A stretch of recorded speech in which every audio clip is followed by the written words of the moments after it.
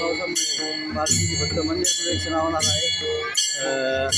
आज निसर्गाच्या आणि आजारामुळे ग्राम प्रदक्षिणा पालखीची होणार नाही. आज ही पालखी बऱ्याच वर्षानंतर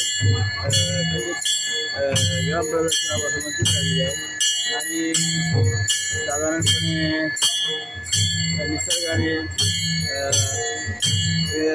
आनंद सेवा मंडळाला हा आशीर्वाद दिलेला आहे आणि ही परंपरा खंडित न करता मंदिर प्रदक्षिणा करणं ही पालखीचे हे काम पालखीचे मंदिर प्रदक्षिणा चालू आहे आणि इतरही सर्व भाविकांचा उत्साह तेवढाच आहे. आता परवा दिवशी मोठी पालखी निघणार आहे.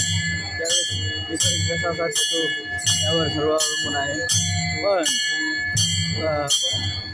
मुंबईकर मंडळी आणि कोकणी मंडळींचा उत्साह शिगेला पोहोचला असल्यामुळे हे पालखी बहुतेक निघेलच.